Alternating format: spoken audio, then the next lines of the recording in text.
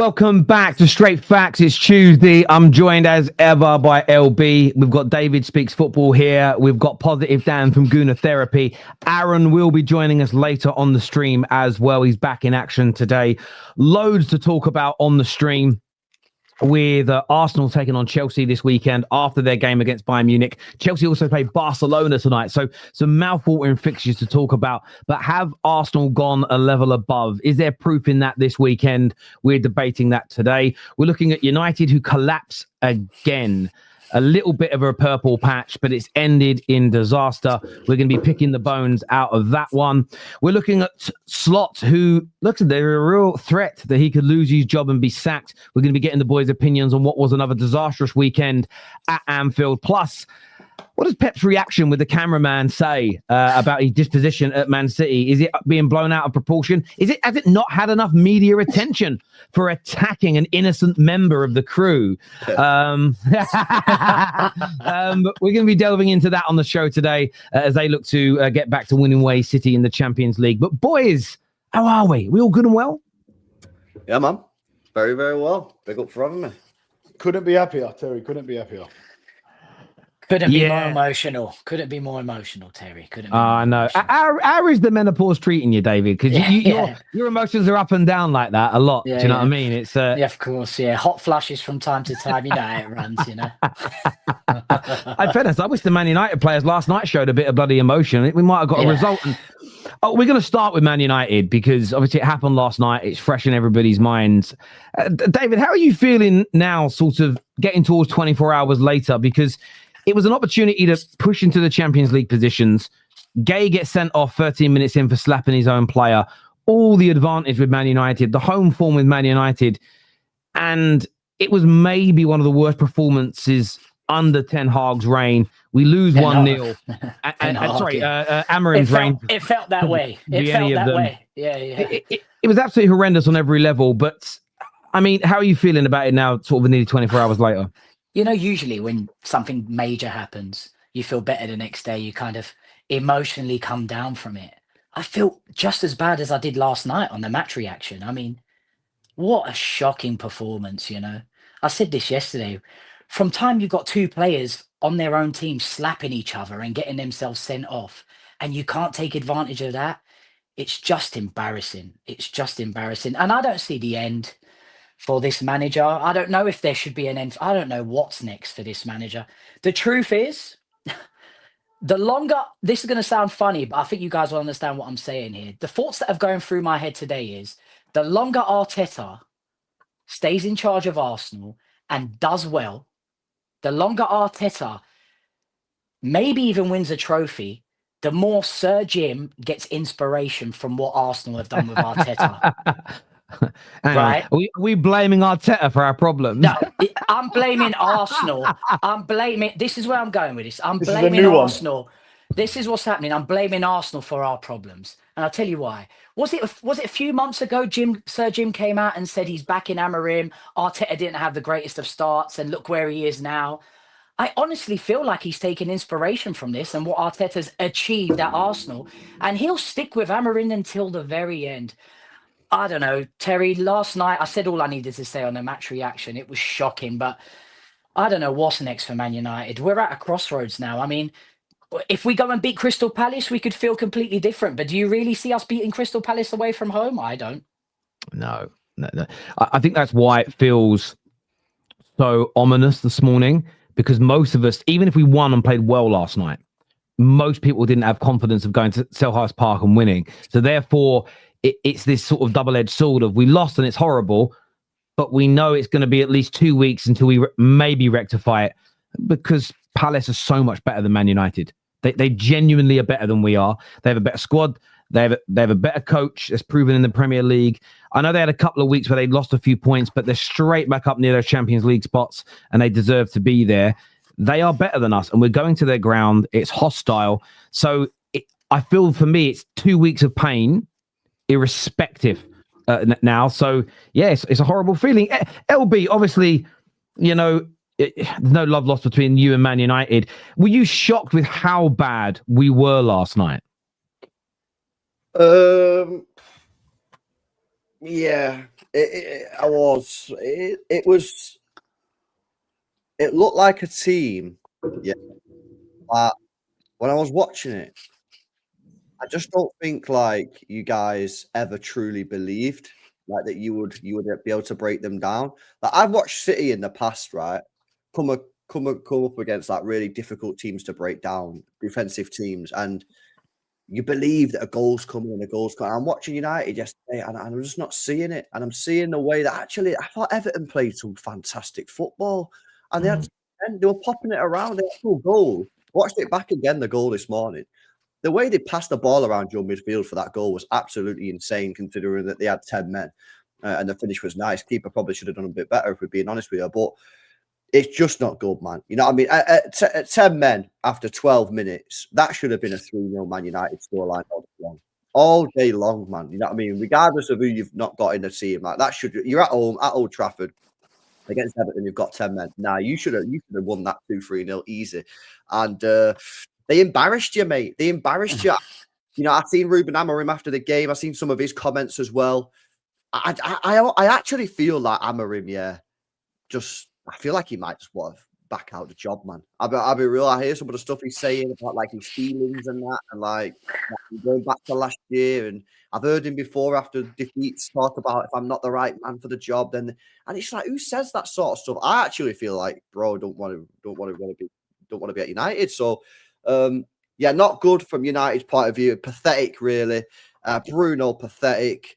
A lot of the players were pathetic. Your manager, I mean, again, I actually didn't even clock it until I watched Saeed's video last night. You had 5 at the back against 10 men. That is absolutely incredible. Incredible. I mean, why are you playing 5 at the back versus 10 men, bro?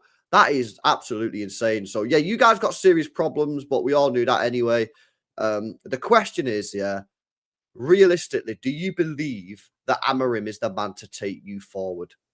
Because I can't lie, lads, I've not seen anything from Man United since he's been there to show me and suggest that, you know what, I think he's got something about him, this guy. I think, I just don't think he's the one, man. I think you need to get rid of him. I genuinely do. Yeah. I had no belief that he was the man to take us forward, even from pre-season. I mean, the first time I came on the Football Terrace, I said, I can't see anything that this manager's instilled since he's taken over. I mean, he had no manager bounce. There's been no improvement. Let's just forget these 5 games. I'm just talking about before that. He was struggling to get 2 back-to-back wins for God knows how long. It turned into a meme. It was shocking. Grimsby was like I thought that was the absolute limit to this, right?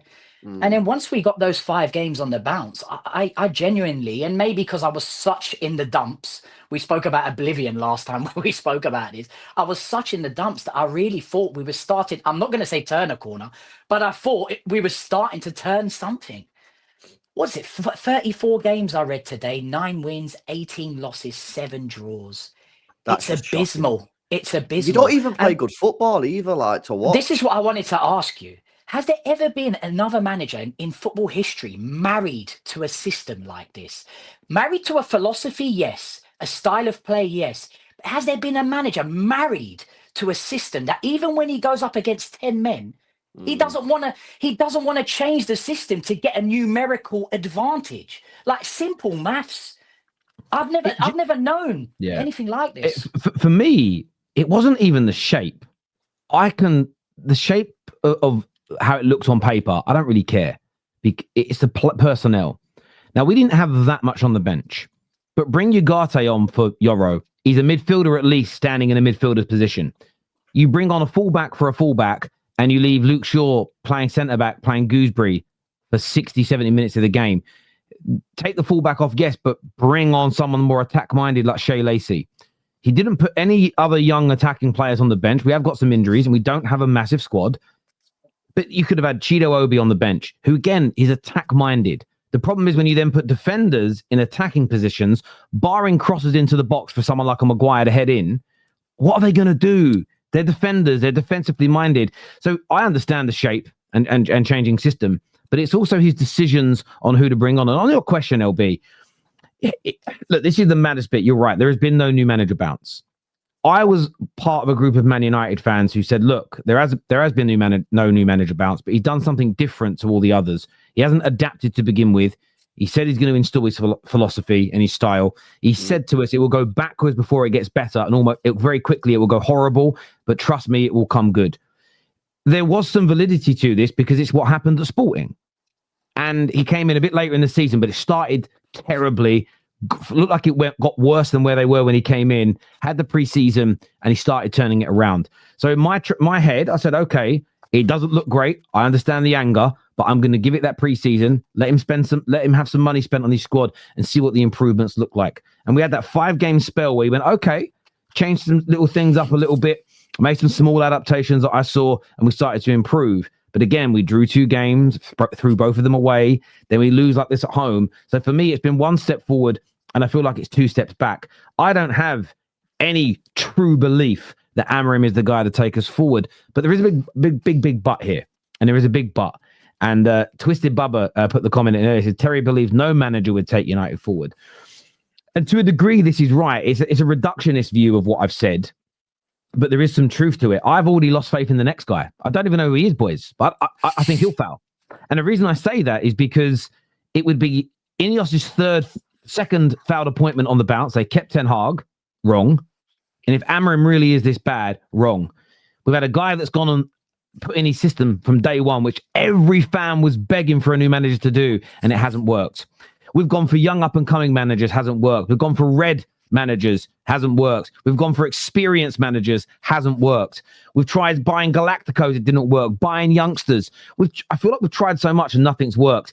I always feel it's a deeper issue than the manager in itself. I don't feel that bringing someone in who gets the win percentage up by 20%, which, by the way, means even improving it by 20% means you're still losing 8 out of those 10 games or not winning them. I feel something. Goldbridge said something earlier, and there is truth in this, and there is no defending of Amorim. And the problem you have is low IQ people, the toaster people. Oh, why are you defending Amorim, saying you shouldn't sack him? I'm not saying you shouldn't sack him. I'm saying I'm not jumping for joy, because what I've said at the end of every other manager's term is this doesn't necessarily make us better. Each time we've got fucking worse. That's why, for me, if we look at like repetition of behavior and outcome, my fear of any new manager, I don't care who he is it will get even worse than this. Why? Because it's happened consistently for 13 years. So, and maybe that's PTSD with me, right? And I hold my hands up. And there are some talented managers out there. But Goldbridge said something earlier. There's an entitlement in this squad. And the one thing that I won't blame him for, I did a little bit last night, and I said, actually, maybe too many defensive players, and it sets a bad precedent, and the players maybe didn't feel confident. Maybe. But you know what? I don't believe that before that team went out on that pitch, Amorim said, boys, come here, let's have a little huddle. Don't play with intensity. Don't close people down. Have a bad touch. Show no aggression. He hasn't said that to them. And the reason why is that this squad there's loads of players in this squad with previous managers, and it's been going on before them. It's like learned behavior through the generations of these squads who we get these opportunities where teams have dropped points. We can capitalize, catch up, or create a little bit of blue water between us and some opponents.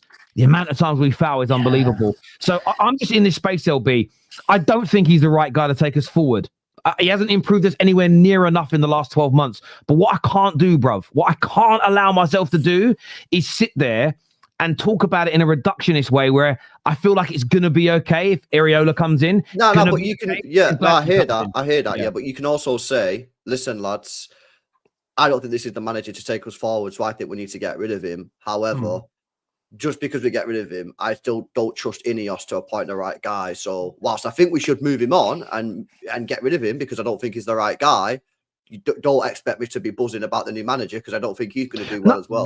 That can be a position that you can take. But that's exactly it. But then you get comments like this, always sitting on the fence. Again, if you see that as sitting on the fence, it's because you're stupid, my friend. And well, are you? You don't maybe do the Amorim out, but do you agree that Amorim needs to be sacked? Most likely, yeah. I don't see him turning it round. If they sack him, I'm not going to complain. I'm not going to say I can't believe it. Equally, though, I said this when Jose was being sacked. The content's still up. I said it when Oli was being sacked. I said it when Ten Hag was being sacked. I said it with Ragnick. All these guys, I said the same thing. They all deserve to lose their jobs. But with the cultural issues at the club that clearly haven't been fixed, with the lack of squad that we have, and I'm still not convinced about our ownership. It's just this case of please don't. I'm just asking Man United fans to not push out this notion of get rid of him and we're okay. And by the way, I'll give you examples. I remember when Rashford being sold would fix us. I remember when Pogba leaving would fix us. I remember when Martial going would fix us. None of these single action solutions have ever been the key thing. And I just want to have a grown-up conversation about it. Yeah. The Amorim outers are not wrong in wanting him gone. Where they are wrong is their idea that and a decent manager and we'll be fixed. I think that is completely wrong on every single level. It's still going to take us a long time to get to a level we want to be. Could Iraola get us to 50% win ratio? 55%? No doubt. But I'm telling you boys now, if we're still failing to win 5 out of every 10 games, the same frustration and anger is going to be there. It isn't actually going to dissipate for very long. Mm-hmm. So what we need to do as fans is put pressure on every facet of the club that's in trouble, not just the area that gets you the most attention online or that's easier to talk about. I don't think that's sitting on the fence. I think that is a wholehearted, full view of the problems at this club. I just think just blaming Amorim, I think it's very cowardly and it lacks depth. Here's where I'm at. There's your fucking fence, you mugs. Yeah. I want to ask you guys a question. And I wasn't even joking what I said earlier. If you look at the league right now, who's dominating the league? I mean, Dan can answer that right away, right? Who is dominating the league? Fuck off, and Dan. if you're Jim Radcliffe right now, you're thinking, that's where I want to be. Let's be honest. I absolutely hate Arsenal. I hate the way they won. I hate the fact that Eze scored a hat-trick. But you have to be transparent. You have to be honest here. If you're Sir Jim Radcliffe now, LB, if you were in charge of Man United, Terry, if you were in charge of Man United, you're looking at that and you're thinking, they've been patient with that man. He's won them absolutely nothing, but they've been patient and they look like they're going to dominate the league here. So you're scratching your head and thinking, let me just be patient with Amorim. There's no point doing what Terry just said, recycling again, going to Areola, going to Glasner. Maybe that is an absolutely ridiculous thought process. This is where I'm going with this. Yeah. That's the thought process that's happening right now at Manchester United, in my opinion. But here's my thought process. Jurgen Klopp came to Liverpool and transformed the whole thing. Right. And that's, in my opinion, what we need. We need to find our Jurgen Klopp. Yeah. Not find our Arteta. But Sir Jim wants to find his Arteta, not his Jurgen Klopp. And we're going to be with Amorim for a very long time, unless it becomes untenable. And what is untenable, guys? Maybe relegation?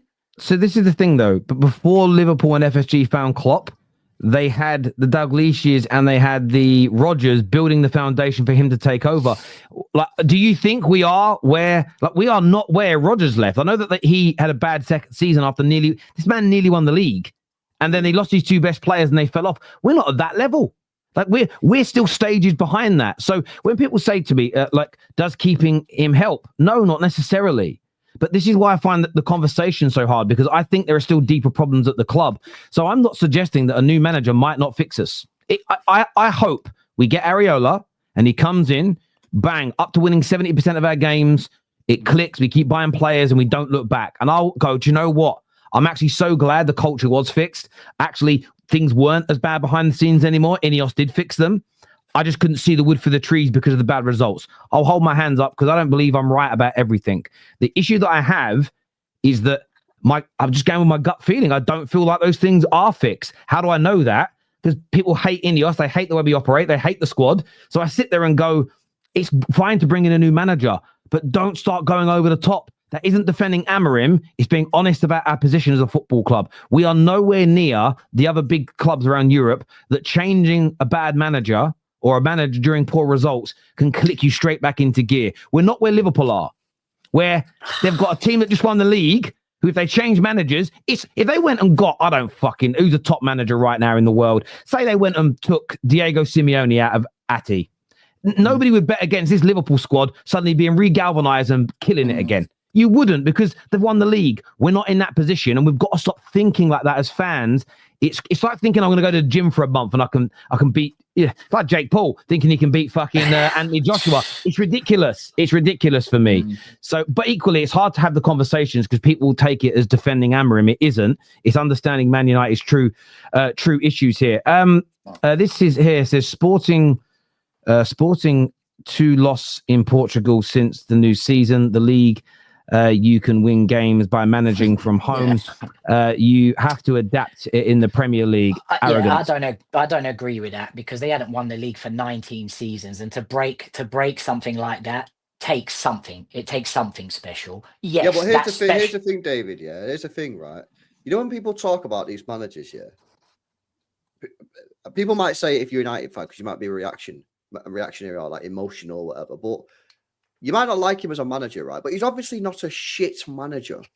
But United are a giant football club.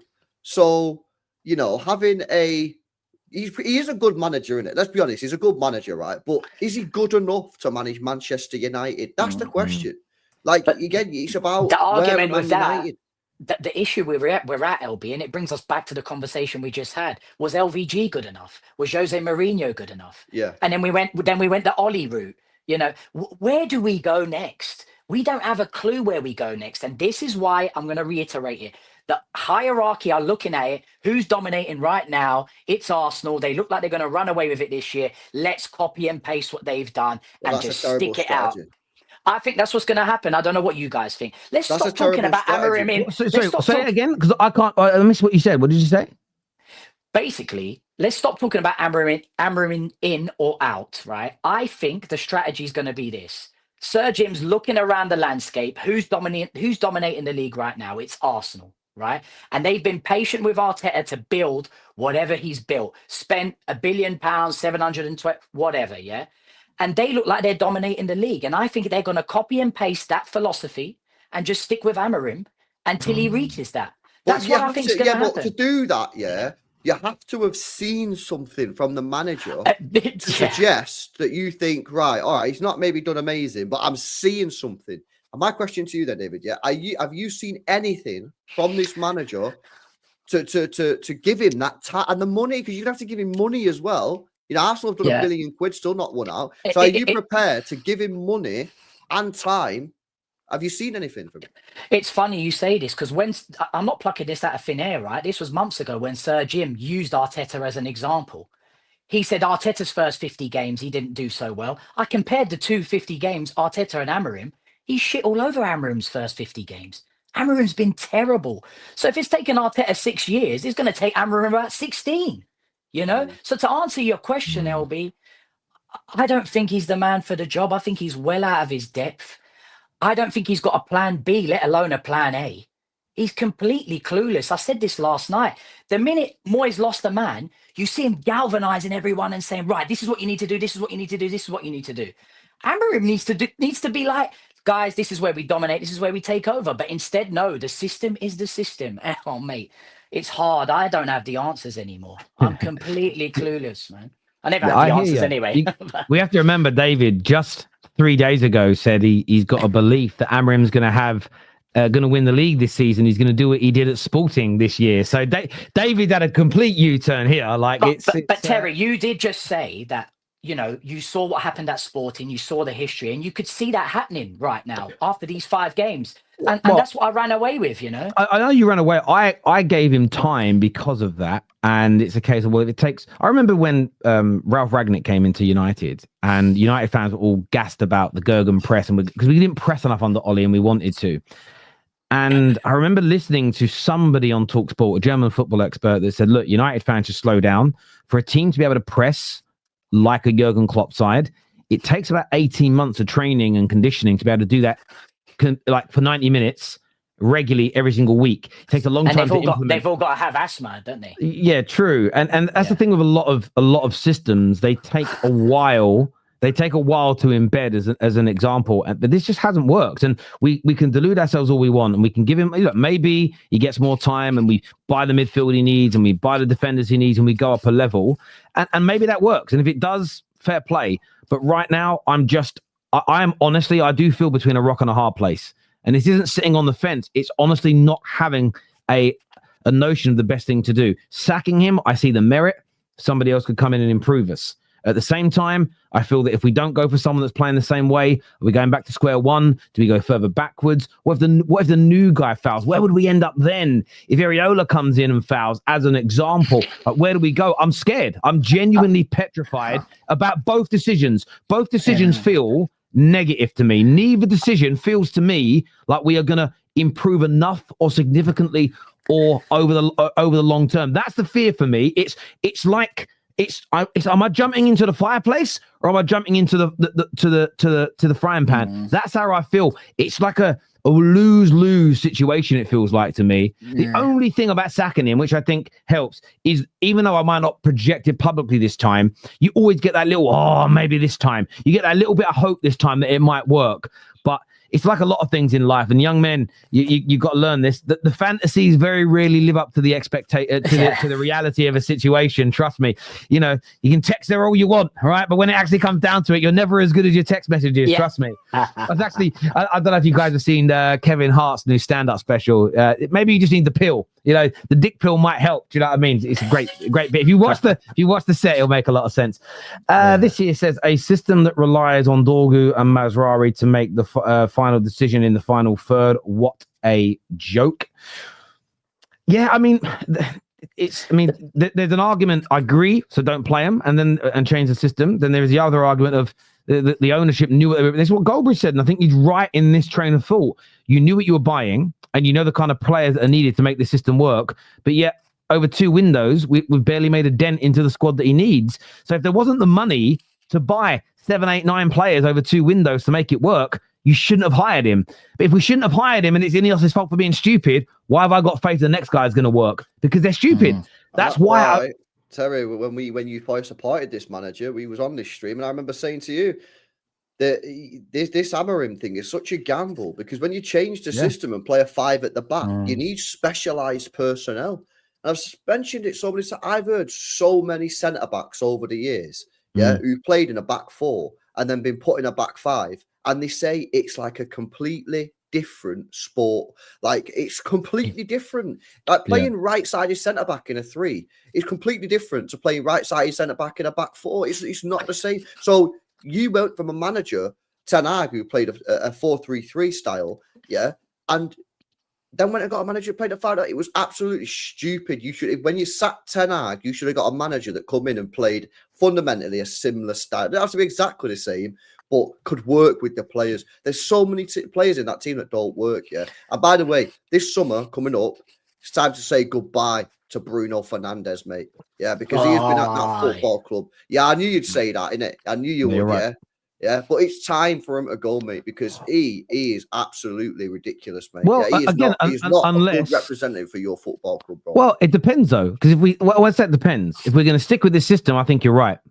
But if we go back to a 4-2-3-1, there's very few 10s in the world that are better than him. Nah, get rid. No, I wouldn't if he's playing 10. I wouldn't if he's playing 10, personally. Yeah, he's a problem player. No, he's not. He's a net negative to your team, he is. Coach. Combine David and LB's points. United require a coach and the right philosophy. Happy for you to cut and paste from us. He's a gooner. Terry's loan is still valid. I'm still on loan at Arsenal. You know, I'm a bit like Rashford watching United at the minute. It's bad to see, but the team I'm actually at, top of the league, so I'll be celebrating that. On Bruno, before you crack on, Terry. Sorry, go on, mate. Listen, he was the only one that was going to produce something last night, and because he didn't, it's all about get rid of Bruno. But more often than not, LB, that's the only man that produces in this horrible team. The only man. He's fantastic for Portugal. Roberto Martinez was on that Monday Night Football last night. He got a hat-trick out of him the other day. Bruno Fernandes is sensational, mate. And it's just a shame that he's been put in a team that doesn't know if it's going left, right, upside down, mate. You know, it's a shame. He's out of position. He didn't produce last night, right? But if anyone was going to produce, it was going to be him. So I do feel bad for him. And people talk about him moaning and all this and all that. Have you been watching Van Dijk the last 6-7 games? All he does is moan. He kicks the ball at his player's face and starts shouting at them. So Van Dijk, when things were great and things were winning, he was the best captain in the world. You know, he moans just as much as Bruno. Bruno's just in a team that wins Bruno absolutely nothing. is. I think Bruno is a net negative for your team. I don't think he works hard enough defensively. Yeah, I don't think he's a good captain whatsoever. And I think this is a case of a GA glazing overall performances.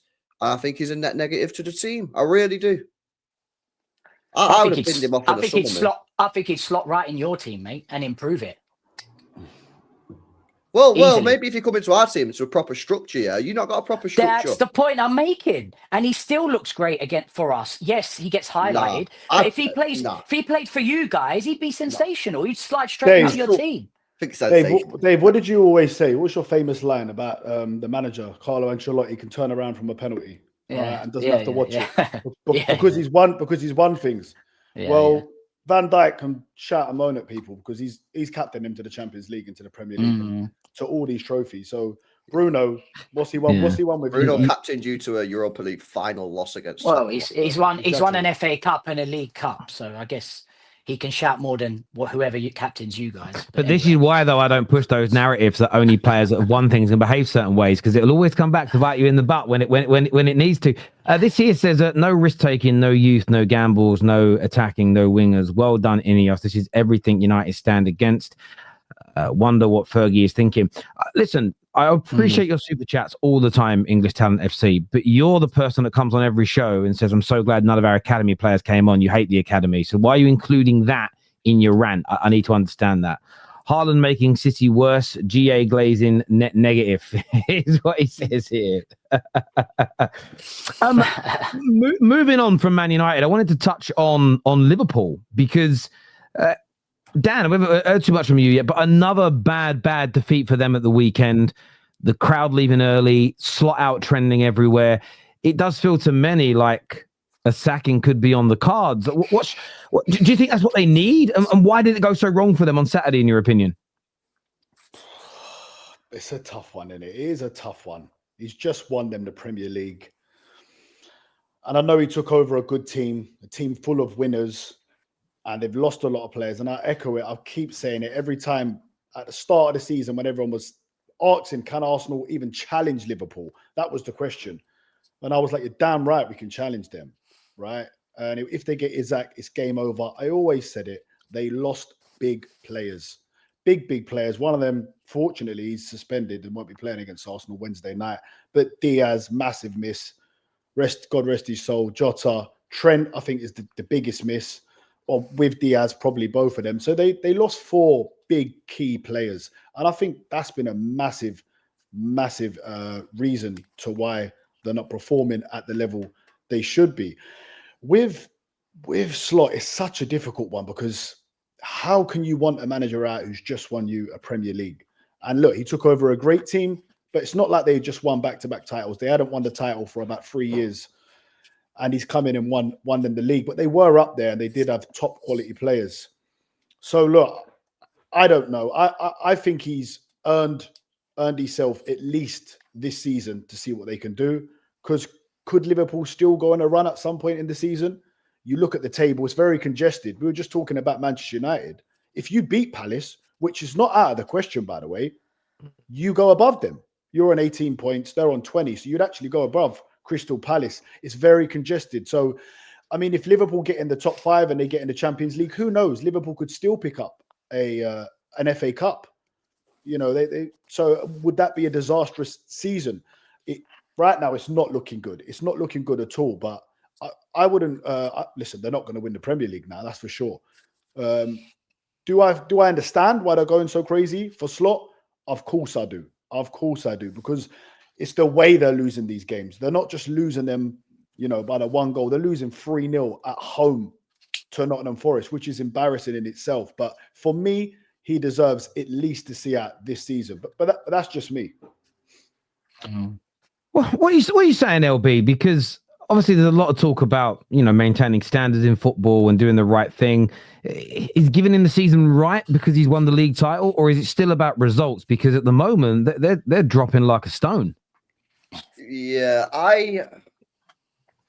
listen, when I heard a Liverpool fans talking about sacking Slot like 3 weeks ago, I thought these guys was like off their heads, man. I'll be real. I was like, what are these guys talking about? Yeah, surely they're just doing it for the clicks or the views or whatever, right? But yeah, that performance against Forest, right? I watched the game and Forest battered them, man. Forest cooked them, bro. And that was at Anfield. Like it was in, and the thing is as well, the scary thing for me, if I was a Liverpool fan, is all right, you're losing, you come out at half time, let's go, let's get a reaction, and you've conceded a goal within a minute. And it's kind of like, yo, what the hell's going on there? So I'm kind of starting to feel like, Fairs, if you've got that opinion then as a Liverpool fan, I think like it's starting to become a little bit justified. I think he should be given a season. Personally, because he's just come in and won you the league. I think you should give him the season to see if he can turn it around. Obviously, they're still in Champions League and that, but they're bad. They're bad. And to be honest with you, if you want my honest opinion, I don't think he is going to turn it around. I don't think he's got a clue what to do. I think they've done too much too quickly in the summer, and he's confused. He's confused about what to do with Ekatike and Isak. I think he was confused before Wirtz got the injury about what to do with him. He's confused with regards to the midfield. He's confused what to do at right back. And now he don't really know what to do at left back with Carragher and Robin. I just think the guy doesn't know what to do. They've done way too much too soon. And I don't think he's got what. So I don't think he is going to turn it around. But that doesn't mean I would sack him. I think, if you win the Premier League, I think you deserve time to be able to turn it around, man. I don't know, LB. It's not unthinkable. Ranieri won the Premier League with Leicester and he got sacked the next year. No one thought that was going to happen. And, he should never have got sacked because you think, mate, you won the Premier League with Leicester. How are you going to sack this fella? They were in the relegation zone, though, Dave. But that's what I was about to ask Terry. At this point, like, I don't know if you can search this. Where were Leicester at when Ranieri got sacked? So I looked at, we actually did some research on this the other week, actually. I'll get it up on my screen in terms of worst title defenses. And I haven't done it for after let me try and find it again now, because Ranieri is the best example, right? Ranieri is the best. Ranieri was sacked 1 point above the relegation zone. Yeah, so he was down there, but at the same time, Jose Mourinho was a terrible one with Chelsea. That Ranieri one was 13 matches left. Oh wow! Jose Mourinho's second time round. His first season, he didn't win anything. Yeah, second time round, he won the League Cup and Premier League again, and then he got fucked off in the third season. So 11 games in, so it may have changed. The points that may have changed at this point. So I did this research after 11 games in. So the worst champions title defense ever. So in first place was actually Chelsea. Chelsea in the 15-16 season after 11 games. That's Jose. What Dan just said, Jose Mourinho. Yeah, had just 11 points. Leicester in 2016-17 had 12 points after 11 games. Blackburn Rovers in 95 had 14 points. This Liverpool team had 18 points. And Man United actually in 01-02 had 18 points. But what's interesting about all those other cases, Man United are the only team who semi-recovered. We ended up coming third that season, and that's the conundrum in this. Now Fergie wouldn't have been sacked. He'd won 7 or 8 Premier Leagues in the previous decade. He'd done a 3-peat and a treble. He wouldn't have lost his job even if they came 4th or 5th. But that level of credit in the bank is different from what Slot has. For me, where they've got to get it right is I get given him to the end of the season. This is the conundrum I feel is. If you do and you end up coming 6th, 7th, and you miss out on the Champions League, that has a much bigger impact. Where if he does, he might not turn it around, then you miss out on the Champions League, you don't win any trophies, and then it feels like a bit of a wasted season. And even the following year, with the new guy coming in, you're not in the Champions League, you can't win all the major trophies with such a strong squad. And they've got to get. This is where I look at FSG and Hughes and Edwards. They've got to get this right. And I'm a bit like ULB. Part of me thinks it's crazy. He's just won the league, give him some time. And then I have another thought where I'm going, yeah, but it's like 8 defeats in the last 9 games, and they don't look good. They concede a goal and they collapse. And if you go long, and the one win they had in the league was against Villa, and they were criticised for trying to play out from the back. Go long ball against this Liverpool team, and I really think West Ham will get something at the weekend. You just go long ball against them, and they can't cope. I mean, and being if that happens, then it's like, we got problems. You know what I'm saying? Yeah, Yeah, I don't know, man. I don't know. They were so bad. I mean, you got to give credit to Forest because they were really, really good.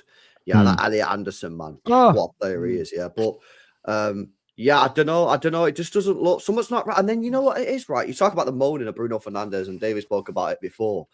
But Virgil van Dijk, man, this season, man, has dropped off so much. It's not even about like being bad or whatever. I'm seeing a material drop in what I believe to be effort levels, mate. I'm not seeing him actually like put in the work and put in the effort. Yeah, I think it's absolutely like just a mad drop off. And obviously Salah's dropped off as well.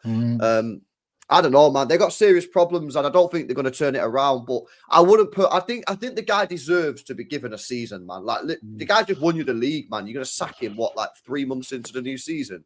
It's not like they're like in the relegation zone, man.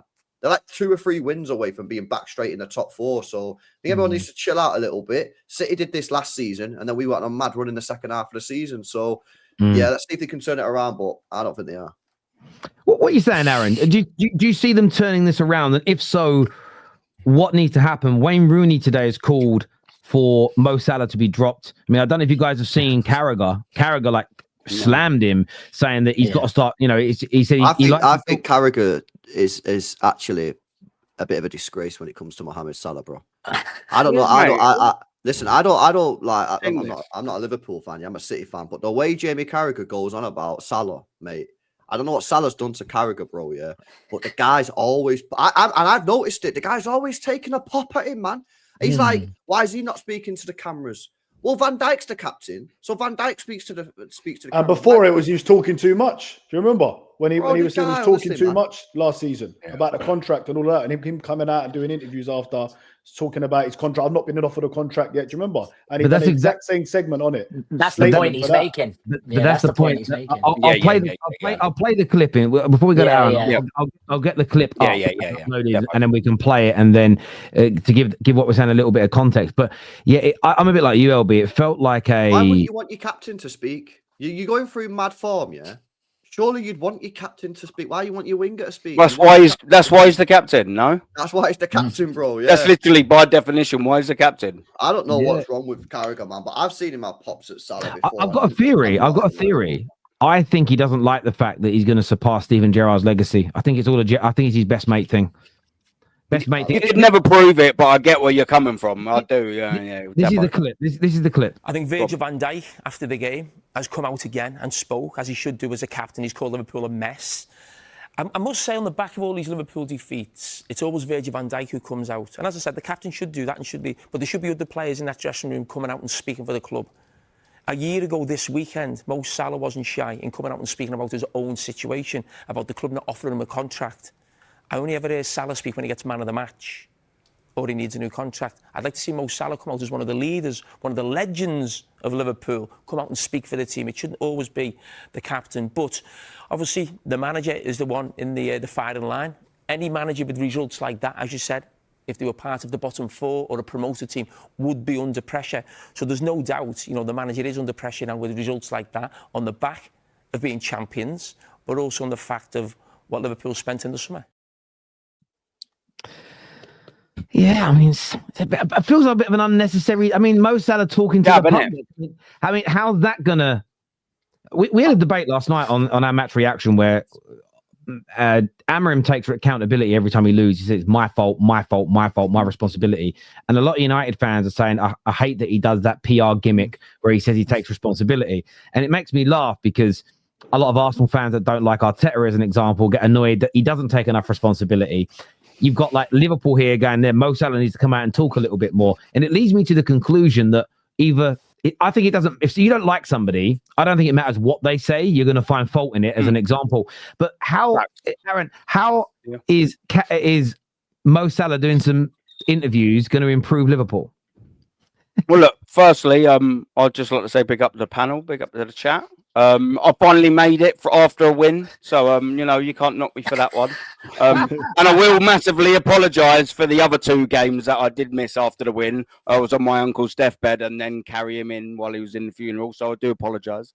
But now, look, all jokes aside, life's with life in that week. It is what it is. We move on. you know, but with Liverpool and Mohamed Salah and all of that, you know, I think it's a little bit. That's when it gets a little bit silly, doesn't it? Do you know what I mean? When you see things like that, and it almost sort of takes that sort of authority away from him, doesn't it? Salah, he's got that C on the band on his arm because he's the captain. He's the leader on that field of the team, and you got kids that you got geezers like Michael Carrick or whatever his name was, Carragher, sorry. That is known for spitting on kids more than winning trophies. Do you know what I mean? Giving it to Barry McGuigan. I mean, it just sort of it turns it into a bit of a farce. And do you know what, Tel? I'll give you this bit of credit. Yeah, I'm glad you said that little bit of he's a little bit maybe jealous over the Stevie G thing. Because while you said that beforehand, then I was watching it. I was like, do you know what? I can double see what you're saying here. He does look a little bit bitter about things like that. I think he wants his generation to be the best, doesn't he? There's something like that. It stinks of that. It does look a bit. It's not for me. I think his generation, Aaron, just looked at things different. I don't think they went and asked for more money. Yeah. You know what I mean? Yeah. I mean, he just comes from a different generation. But I don't know if you guys are going to like what I'm going to say. I don't think he's wrong. I think he's a little bit out of order doing it the way he's done it and the tone he's done it in. But is he wrong? Is he wrong here? Yeah, but it's whether it's like, I think you'll tell when the original question whether it's benefiting the team or things like that. Yeah, I suppose this does. Like, yeah, that's my point. It's like he's the captain now, and let him dig the team out the hole. Do you know what I mean? That's why he's paid the big bucks. That's why he's been there, and he's been their star player for a long time. Let him dig them out. Do you know what I mean? He's there, boy. Let them do it. All right, give them a quiet word behind closed doors, isn't it? Like, but. I think when you're going through something and when you're struggling, you want your main characters to come out as much as possible. And I get it. I agree. I don't think it should be left to one man. Well, I remember when it was Arsenal, Vieira, Henry, you take turns. This is it. I do get what he's saying. And like I said, he was coming out last year. He was doing the interviews last year, wasn't he? So wasn't he before Klopp left? Didn't he have a little falling out with Klopp and he kind of threw it in the media that Why did he not mention Alisson then? Yeah, I mean, Alisson is a shout for sure. For sure. Why is he always having to dig at Salah? Bro, Salah's a bigger legend. He's a bigger legend. But LB, if you had to put it in order, you would go Van Dijk, Salah, and then Alisson, wouldn't you? What are we doing here, man? So we're just like, what? Like, bro, this is just stupid, man. Like, at the end of the day, the captain is coming out at the football club. Why is this guy, who's supposed to be a Liverpool fan, try to cause tension in the Liverpool fan base and the Liverpool Football Club by creating this narrative that Salah is ducking out of media responsibilities and talking to the fans when the captain is doing that job? Why did he not speak about Alisson? And then you're going to go, oh, well, he's a bit of a bigger legend than Alisson. Alisson's a legend at Liverpool Football Club. Why is he not having a pop at him? Because Alisson's not been playing either. Alisson's not been playing either, right? But he's been out of the limelight. He has been out of the limelight. There is selectivity, though. Salah has been playing. Salah is the poster boy, isn't he? He's the poster boy of Liverpool right now. Let's be real. So I totally agree with what you're saying, LB, and there is something in that. There could be, right? We don't want to dig too deep into that because it's obvious what we think that might be, right? But what I'm saying is, shit, I'm just asking Terry a question. Why he's trying to do this? I hear you, but that's. I mean, there might be something in that. Maybe you didn't say it, but that's what I'm understanding. And now playing victim and all that. What's going on? Let me say something, Like, and again, just to remind people, I'm not a Liverpool fan, but I just think the stick that Salah gets off some Liverpool fans, and some people in the media, I think is mad. Like, I just think it's crazy, and this is another example to me, of a completely. Was this necessary, Dan? Positive Dan, because you're trying to justify this. Was this necessary, from Carragher? Did he need to say that and stir the pot? No, he didn't need to say it, but he's saying why is he saying it then? Because he's just saying what he thinks. If he's saying he wants to stir the point. He wants to stir the point. Well, look, he's improving Liverpool. Does he not say that behind closed doors? Like, that's what I would. Listen, there's no filter. There's no filter with Carragher, and that's where he is today. That's why he's one of the best pundits. He's doing his job at the end of the day. So, whether Liverpool fan or not, he's emotionally attached to Liverpool. So he might be sitting there. Look, he was upset when he was coming out and talking about his contract. So now, naturally, he's a Liverpool man through and through. He wants him to come out and talk about the team. You can say what you want about Alisson. Alisson is nowhere near will not be remembered as Mo Salah. He is perhaps the greatest Liverpool player of all time. No disrespect, Alisson, you're a goalkeeper, mate, right? So Salah is levels above. So Carragher's very attached. And the whole thing with Gerrard, look, Gerrard is from Liverpool. No one's ever going to take his place. You could score 100 goals in a season, right? He's one of their own. So I don't know about that whole Steven Gerrard thing and Mo Salah, to be quite honest. I just think right now, Carragher is very, very emotionally attached to the club. He was very happy last year. He was over the moon. Well, then, do you know what? Then? Let me just jump in with it. I don't think then he should be. One sec, Tel. Sorry, one sec. I don't think then he should be behaving like a Sky Sports pundit first and a Liverpool fan second. Then. Well, this is a Liverpool fan first. Why do they have him on Liverpool games? They have him on Liverpool games. Hang on a minute, though. Right. This is why I call out Carragher. He said after your win over Spurs that he disregarded most of your signings, including Eze in the summer. And he said, because I was giving that analysis as a Liverpool fan and not the multi-million-pound paid professional pundit that every single one of us mugs on this panel pays for. I don't want tribalism from my pundits that I pay thousands of pounds a year to. I don't necessarily pay to listen to them, but they're part of the program. They're part of the program. I want that. On this, sorry. I want to say this point. I need to get this out. Jamie Carragher partly fucking controls who speaks after games. This is my question to Carragher. If you see this, answer it. Is Mo Salah refusing interviews that Sky and TNT Sports and the BBC and TalkSport are asking for after games? Because when he scored against Aston Villa, TNT Sports got an interview with him because he scored his 250th goal. Are they requesting a conversation with him? Because my point's this. I don't expect any player to do their own individual point, Terry, that he's saying yes when he scores. No. That's not his point. Can I just jump in with this quick? Go on. That's only his point, Dan. That's only his point. That's only his point, Dan, if he's refusing to talk. If they're not saying Salah, they come into the dressing room after a game. It does seem very stroppy, though, when they lose. I'm not sure if he wants to go. That's fine. It's fine. Your manager's stroppy when he loses. Everyone is. Let me ask you this question. Leave my manager alone. Where's the evidence that they're saying, right, guys, we just finished the game. Sky Sports want the interviews. Obviously, Slot's going to interview. They want to speak to the captain, Van Dijk, and they want to speak to Mo Salah. If Mo Salah's saying no to the interviews, then I agree with Jamie Carragher. If they're not requesting the interviews, what's he doing wrong? Because the only times he spoke he before, put himself forward, though. Yeah. Well, maybe, but again, I need the evidence before I condemn him. We're sitting here and we're all. We don't know what goes on in the dressing room. Exactly. Van Dijk might be thinking, I've got to do this again. He's the captain of the football club. What are you talking about? He's got to do it again. Well, look, one thing I expect from Jamie Carragher, boys. One thing I expect from Jamie Carragher, he's old enough, he's experienced enough, and he's a Liverpool fan. I expect him to be able to differentiate between the two when he's doing his jobs and he's being a Liverpool fan. He's old enough and ugly enough to be able to do that. And he doesn't do that on many of occasions. I completely agree. The reason why the media, including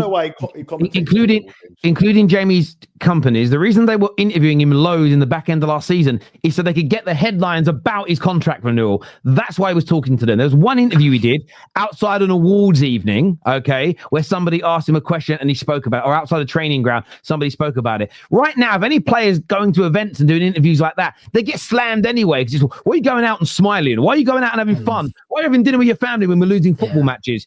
There was no need. The only time I'll back Carragher on this is if Liverpool are saying, right, we need 2 volunteers to speak to the BBC. If he's saying no every time, condemn him. If he's refusing interviews, condemn him. But if you're not asking to speak to him, what do you want to do? Terry, last season. Please let me finish my point. Please let me finish. What's he meant to do? Do a press conference in his kitchen and say, right, guys, I've come out off my own back to speak to you today. It's ridiculous. He's only meant it's crazy. Are Liverpool asking him to come and do interviews on their website and talk about it? The only time he's in the wrong is if he's refusing. And until I see the evidence he's refusing, this is fucking ridiculous. Yeah, but how are you going to see that evidence? How? Last season, you could not get that guy off my TV. He was everywhere. Every interview, Salah was there. He wants, how badly he wants Ballon d'Or and he wants to be the best. That's how he is. He was everywhere. And fair play, he scored like 20 29 goals and 18 assists or whatever it was, but he was everywhere. And this year, I think his point is he's having a poor season. Liverpool going and through he's it, and nowhere we don't to be see him seen. anywhere. Because, He's not boys. That's because last year he was scoring and assisting in nearly every game, getting man of the matches. So the request from Sky is we've got to speak to the man of the match because we've got to give him his award. He hasn't done as well this year, so the camera's not in front of him. But what I'm saying, Terry, you would give Carragher even more stick if Carragher said we ask him for interviews, he doesn't come to them. No, he's not going to say that about him. No, I wouldn't. It'd be the fucking opposite. He's not going to say that, though, is he? But why not? Read between the lines. No, I ain't reading between the lines. I want the facts. Yeah. Exactly. Read between the lines. All right. I think he's been asked. I think he's been asked. Why didn't you just say that? I said no. Why? He's not going to throw him under the bus like that, is he? He already has thrown him anyway. He said He ain't threw him straight over. Chatting shit. You're chatting crap. Yeah, he just put his legs under the bus. I was just going to say, let his ankle get run over, innit? Exactly. Absolutely ridiculous. It's an illness, man. It is an illness, bruv. It's crazy here. You have a point, LB. Where he finished in the Ballon d'Or is ridiculous, to be honest, right? Yeah. After the season he had. I know he didn't perform in that PSG game, but you start looking into it and you start thinking, hang on, like, what have they got against this fella? Like, he got his hair sorted. He looks more presentable. he surely got to win the Ballon d'Or now. And they still didn't give it to him. You know? No, I wouldn't give him Ballon d'Or, though. I would give him Ballon d'Or. Oh, but mate, he finished like 7th or 8th. Then he's something crazy. No, I finished like 5th. I think. For Salah, when you round it up, and I know you can do this for any team with any player, but you take Salah out of Liverpool with goals and assists and that. I mean, are they winning maybe an FA Cup and a Carabao Cup here? You know, they need to sometimes remember, man, that he has been a part of golden games, golden moments, that and single-handedly been able to either drag you over the line or put you in a position where you can be dragged over the line to win major honours. Take Salah out that team, maybe they will win some, but I guarantee you they don't win as much. No doubt. I think there's also a bit of perspective to have that. You know, people will always go, oh, yeah, but, you know, and sometimes I think it. If you put him into the generation 20 years ago, you know, but we're not 20 years ago, are we? Do you know what I mean? Sadly, it's the players they ain't just as good as they were 20 years ago, sadly. Nothing is as good as it was back in the day, was it? But do you know what? He's been good enough for his day, isn't he, Salah? And I think, yeah, he deserves his flowers, man. Yeah, but by the way, I've got an announcement. David doesn't actually support Man United, people, just to let you all know. He only speaks about. Don't ever say something like that, mate. No, hang on a minute. I don't have to have any evidence. You're speaking for yourself. You're Arsenal fan. Don't start. I can just no. On, David, don't let him do that to you, bro. Let him have it, bro. Don't let him do that to you, Dave, mate. Go on, Terry. You finish. You're the boss captain. Let's go. Well, come on, AFC Tell. Talk to him. Talking over someone doesn't stop their point being valid. I'm just going to make things up about you and then go, well, I just think it is true. Why? I just think it is. I see. If you can think that at Salah, I think he has refused interviews without any evidence. I did not say that. I did not say that. But hold on, we all speculate. That's what YouTube is. People speculate. Not on stuff like that. No. Your favorite positive Dan is the one that said read between the lines, not me. No, you definitely said you think he's refused interviews. I heard you say it. All right, maybe. Who knows? I do. I'll watch you say it. David, is the fairy tale still alive? That's what I want to know. Is the fairy tale still alive, Dave? Leave me alone. Moving on from this, I just wanted to touch with LB for a minute because at the weekend, speaking of managers doing crazy things, what was Pep thinking about attacking that cameraman verbally and touching his ears? Yeah, I've seen another. Is that the clip? The AI clip, have you seen that? Oh, the AI one's fantastic. The AI one's crazy. AI is so mad, like that is crazy. Like, honestly, it's wild. I think the Skull Island he wears went to his head, LB, didn't it? Do you know what I mean? I know. Nah, it's wild, man. Yeah, but listen, a bit of an L for us, isn't it, at the weekend? I didn't think we played that bad, to be honest. We created 4 or 5 unreal opportunities in that first half, and we didn't score a single one. Which was absolutely insane. I couldn't believe it. I was in a watch along. I just could not believe the chances we were missing. It was crazy. Haaland missed 2, Foden missed 1, and so I can't remember else had the others. But there was 4 or 5 unreal opportunities. Bobby Barnes missed a few chances as well, didn't he? Before he scored. No, but I'm talking about City, innit? Yeah. From a City point of view, we missed chances. They missed chances as well. But yeah, listen, it's one of I wasn't even that annoyed, really. I can't even lie. I come away from the game and I was just like, I think it's one of those days, man. You know what I mean? Where you didn't take your chances, get a decision go against you, and they punish you. And it is what it is, man. Like, Is Pep cracking a bit? Is Pep cracking a bit, LB? Is he losing? I don't think so. I think he was just annoyed with the whole situation. I mean, you know what I mean? He's probably annoyed with the players for not scoring the goals. And then he probably feels a bit hard done by the referee. But it's what it is, man. Like, LB's 3 games now that Haaland's not scored in. You've lost them all, right? Am I right in saying that? Yeah. Yeah. How do you feel about that then? It's probably a bit more of an issue. It's a bit of an issue. I don't think it's a major issue. I think people are deep in it too much, man. I'll be real. But we do need players to start. That's a major issue. It is facts. I think it's an issue. I think it's. But when Haaland's scoring 14 goals in 12 Prem games or whatever, it's not a major issue. But it is an issue. Yeah, I've accepted it's an issue. Yeah. But the thing is, LB, as well, you count that by saying he could not score in the next 2 games and then score 11 in his next 6, couldn't he? You know? Yeah, but Aaron, the point is they lose the games he doesn't score in. I hear you, and I was quite intrigued you brought that up. Yeah, I was just sitting and listening. That's 9 points. He's basically saying they're a one-man team. That's what he's basically saying. You know, I mean, I was watching your thing the other day, LB, after it, your show. And obviously, you was talking about Savio, and you was talking about Savio not being good enough. Obviously, you was comparing him to like Mahrez and stuff like that. I mean, do you think Savio needs a run of games to? Because I look at Trossard, right, at Arsenal this season, and this is the first season he's been given a run of games, and he's known. Listen, you're my guy. You're starting every game. Martinelli comes on and scores. Doesn't matter. You're starting. And he's been fantastic. Obviously, he's a much more experienced player. But do you feel like Savio needs a good run of games?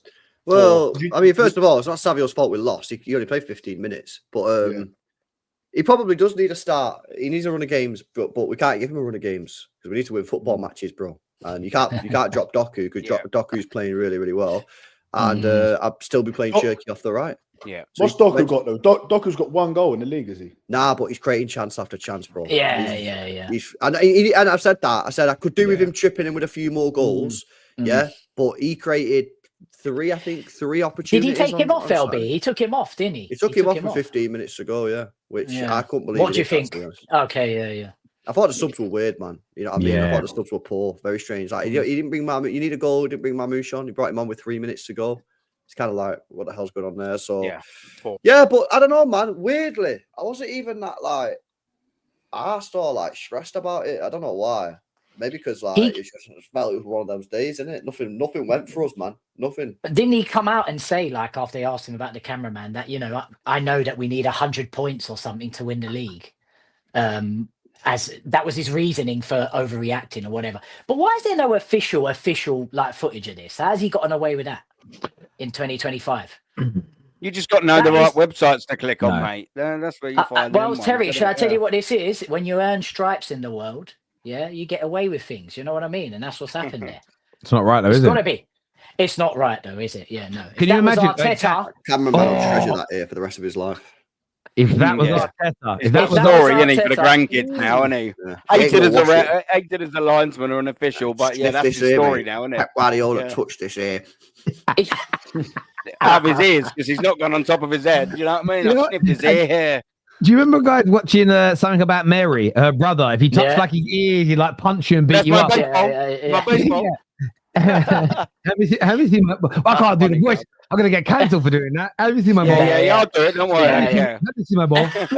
I'm not. I'm mocking an actor. That's all I'm doing. Cancel me. He does know everything, doesn't he? How to get out of things. You're right, Dave. Yeah. He knows the tactics, doesn't he? At LTL, he does. Don't have a go at me for being intelligent. That's not my fault. Like, come on now.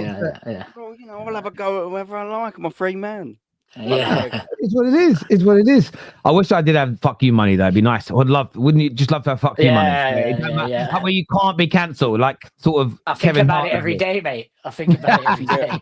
Someone just put in the chat, I just in Lee Evans, man. What a geezer. I thought you always forget he's in that film and all, man. What a guy that was. What a comedian. Yeah, Lee Evans. Yeah, top comedian. Those teams you mentioned now are based on hindsight. So after 12 games, the form Liverpool are in, how many percent the panel giving Slot to be sacked? No, I don't think I'd sack him. I already said this. My prediction is he'll get the rest of the season and they'll sack him this time next year because it will be similar. They'll probably give him some investment in the summer and it will be similar situation and they'll sack him this time next year around Christmas time. Yeah, another thing, sorry, wait, go on. Another thing Carragher said, right? Yeah, when they spent a lot of money, right? He said that sometimes spending doesn't always work, and now he's calling them after they've just spent 450 million. They have to spend in January. Do you think they will spend in January? Yeah, I think they will. I think they're going to go after Semenyo. I mean, why spending doesn't always work is sometimes, and we use City as a recent example because they're a team that was at the top and they dropped off a little bit. They spent money. They just bought crap, and if you don't buy the right, and that's the one thing about Slot where I do have a little bit of sympathy maybe, is I feel I always give players time.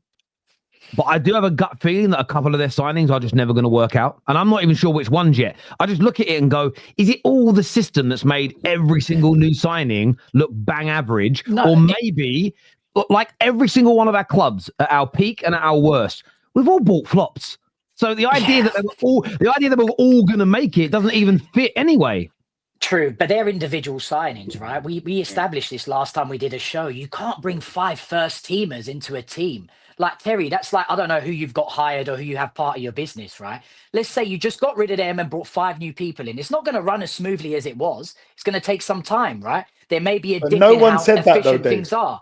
No one said that, of course not. Of course not. I mean, but bro, like you think you're getting all these top class players, this is going to work out. But in hindsight, remember when Chelsea came into money? Chelsea came into money. They signed a whole bunch of players. They didn't hit the ground running straight away, did they? Took them a while. In fact, did they have to get rid of Ranieri and then get Jose in and then it settled? It was the following year. They finished second with Ranieri. Yeah, the reason it didn't get challenged as much though is because Sam said this on many shows and it held water. A lot of people trust Hughes Edwards, that they are fantastic at the right profiles. They know what they're doing. Secondly, the majority of the core, the goalkeeper was staying, the centre-backs were staying, the midfield was staying, and Salah was there. Like the core of their team wasn't changing. So there was this view that the guys coming in would work. But I would have expected, but Ekitike's had a good start, to be fair. But Frimpong's looked poor. Kirkez is the biggest shock to me because he's from the Premier League. And if you didn't know who he was and you just watched him this year, you'd be laughing. You'd say, why would anybody buy him? He looked atrocious. And then Isak, I know he's had no pre-season and he's had his injuries. Still but using at the that weekend, excuse. Bloody hell. Well, no, but it's not an excuse because I do it for all players at all clubs, right? So I don't. Come on, Terry. We're 12 games, 13 games into the season. He's got no excuse. Terrible, absolutely terrible. But I said he's Torres 2.0, even worse. Worst signing in history. So you think No, he is. I'm sorry. 140 million. That is the worst signing in the Premier League history. And I don't think he's going to come good at all. He was always been overrated. People comparing him to Haaland need to go and get their brain checked out, mate. My guy. He's nowhere near it. I speak facts. What about Gyökeres? Is Gyökeres better than him, Dan? Yes. He is better than him. Is Šeško better than him? Oh, God. No, Sesko ain't better than him. No, Sesko ain't better. I got one for Sesko ain't better than me. Is Kai Havertz better than him? Probably. That's just how poor Sesko is. They're really more than how good. No, he's saying better than Isak. He's saying better than Isak. Oh, Isak. Oh, well, come on, man. Like, you've got 5 years of Kai Havertz. You've got 5 years of Kai Havertz in the Premier League, ain't you? Do you know what I mean? Like, you've got a couple of it again. You've got a couple of months for Isak at Liverpool, ain't you? Come on, man. I mean, the other thing, back to Liverpool, Salah's getting older, Alisson's getting older, VVD's getting older. You can't replace 3 superstars. Like, how are they going to do that? Well, have they already done it? Like, have they already replaced the superstars with the Wirtzes and the Isaks, and when they get the Salah replacement, maybe they won't go for the Elise's. Maybe they'll go for like some random Donny who costs 30 million quid.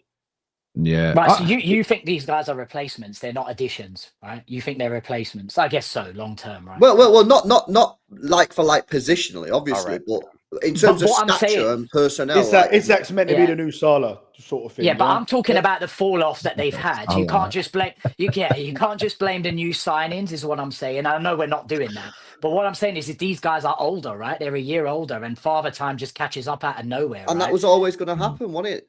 The thing is with this drop off with Salah and Van Dijk, yeah, it was always going to happen after the contract stuff as well. Well, yeah. The question was, when would it happen? And listen, we don't know if they've actually fully fell off yet. This could just be a little temporary blip. Yeah, they might start cooking again next week, right? But at some point, they will fall off because it happens to every player.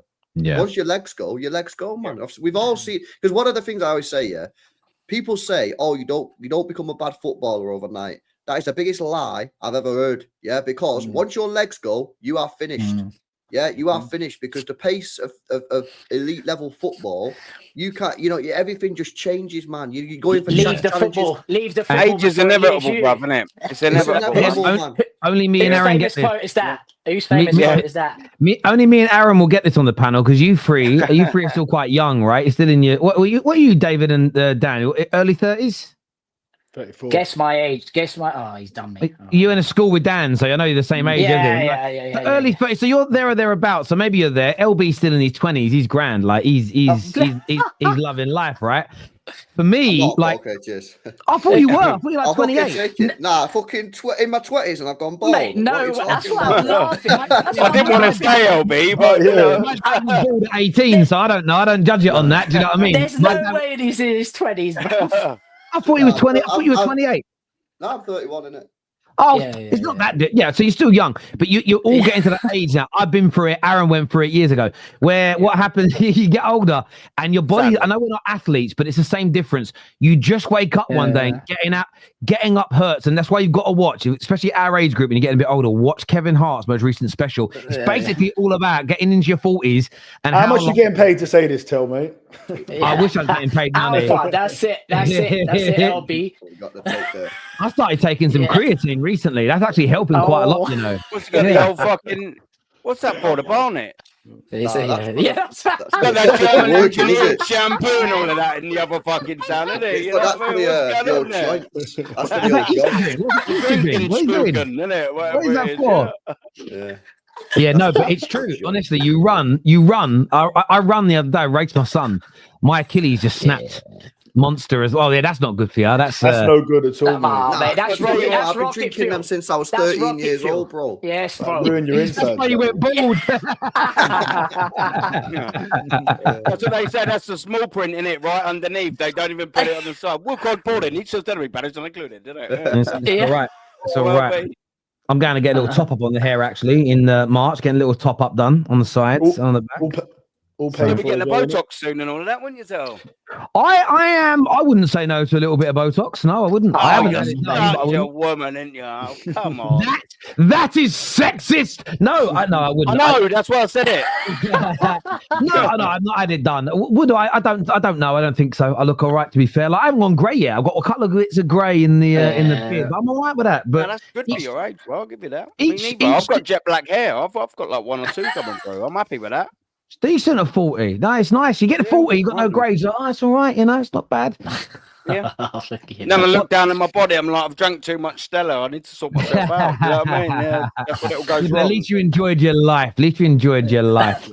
Crow's feet. Yeah, but I don't really worry about a few wrinkles on my face. I'm not really that worried. Like, maybe if I did, if I felt really bad about it, if I looked in the mirror and I thought I look awful, it makes me feel depressed, I'd think about it. It's like when I got my hair done. I didn't like getting bald.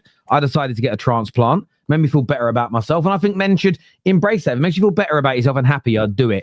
Don't be bullied by peer pressure. Whip it off, mate. Essentially, bud, you're only as old as the woman you sleep with. Do you know what I mean? So don't worry about the wrinkles. Just get yourself a 22-year-old. You'll be fine.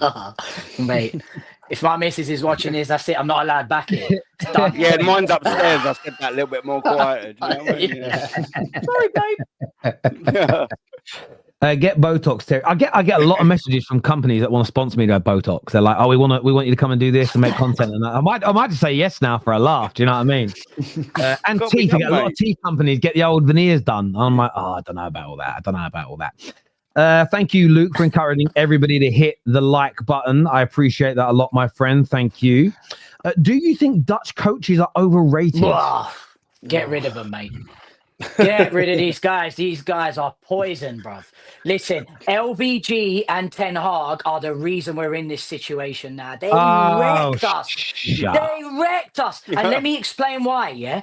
They all bought non-prem proven players and saturated our team with disaster players. Oh my They won God. trophies though, didn't they? They did, yeah. But we're not comparing them to Arteta, are we, Dan? That's ridiculous. But what He's I'm saying he's won a trophy as well, mate. Yeah. What I'm saying is they were poison for Manchester United. You know what? I put a question on your stream, Terry, earlier on with Goldbridge, and I said, if you could rewind all the way back to David Moyes' first game, what would you do there and then to ensure we weren't where we are now? And I think my answer to that is just make sure you don't hire a Dutch manager. And there's that. Maybe, but see, this is where me and you look at our club differently. I don't blame the managers for that. I blame the hierarchy that run the club allowing that to happen. So for me, what would I change is if I could change anything, it would be to convince all Man United fans back in 2013 to cancel season tickets, cancel every bit of money they give the club and boycott it until the Glazers sell. That's how we would have fixed the club because it's the people making the decisions. Like I've said, anyone who's like sack Amorim, we might get fixed. If you don't trust Ineos, it's a warped reality you're living in because you're then trusting people you think are crap to then appoint the right person. And the only way they're going to do it in your world, if you think they're crap, is they're throwing a dart blindly. Maybe it hits the bullseye. Maybe it pokes somebody's eye out. I don't know. So I hear you there. They weren't good managers for us. I don't think anyone here would take a Dutch manager next. And sorry to any of the viewers who are Dutch, but your football's overrated. It was that one Ajax team that everyone's raving and ranting about. I mean, it's just, do not give me a Dutch manager ever. I'll ask the Arsenal fans, if Arteta was gone next season, would you take a Dutch manager? Don't know. The Dutch manager's the Premier League champion right now, though, isn't he? Yeah. No, mate. LB? Did the Netherlands beat Portugal in like some crucial game or something? No, never. Manish put it top corner from the corner flag, mate. Yeah. Oh, no Manish. one beats. Oh man, little Jim Carrey lookalike, wasn't he? Yeah. Oh, anyway, we won't go into the Portugal thing. Yeah. Portugal's elite stuff, mate. Elite stuff. You know. But LB, before you go, LB, what are you saying about the title race then? Do you think? I think Liverpool are now out of it. Facts. I think we're hanging on, but I still think we're in it. I think if people say City are no longer in a title race, 7 points behind Arsenal. No, I know you're not. But people say City not in a title race. All right, okay. Like, if you're doing a joke thing, fair play. But like 7 points in November, we've still got to play. I think that's fucking stupid in my opinion. Ludicrous. I do think Liverpool are out of it now. I think 11 points is too much. I think so too. Yeah. I think if Liverpool was to win that would be mad. Yeah. And then obviously the big one for me is like Chelsea because I still don't think come sort of like end of February Chelsea will be involved. But they've done well without Cole Palmer, it has to be said. And if they beat Arsenal next weekend, which is possible, you never know. What about the other way? Are they out the race before you go? I know you press for time. If we beat Chelsea, are they out the race? 9 points behind. Bearing in mind as well, we saw all the Chelsea fans giving it the Barry this stage last season when they were in the title race and they fell off the cliff and into an infinite manhole. So I think probably. I think 9 points. One finger on the cliff, hanging on. You know what I'm saying? You've got a good run of fixtures now, man. We have, but we got to win them all. You know what I mean? We got to win them all. I think you've got some tough games coming up now as well, innit? So we could do with you dropping points there, but it's still early days, man. Like it's still only like we're going in December, and the thing is, transfer window. No one knows what's going to happen. Yeah, I'll still go drop 150 million on some elite level ballers. They'll be like, oh, it's done. City could go and fucking sign some elite level ballers. Like, oh my God. Yeah, I mean, no one really knows yet. It's too early, but I do think Liverpool are out of it. And I think it's at the moment Chelsea, City, and Arsenal. But I still don't think Chelsea. Come end of February, March, I don't think Chelsea will be there. There we go. Someone's got to hold on to Arsenal. Sorry, Terry, go on. Sorry, no, LB, I know you got to shoot, mate. Appreciate you coming on, bro. And we'll check soon. Enjoy the game tonight. Cheers, LB. So I got something. I got something sent through to me, David, for you about your claim about the Dutch managers. So only 2 of the signings made by LVG were from the Premier League, and 3 of the signings made by Ten Hag were from the Premier League. But that's what I said. Yeah. But your savior Jose Mourinho only signed 3 from the Premier League. Jose Mourinho only signed 3 from the Premier League. That's what I'm being told. Let's go and have a look. I'm not sure.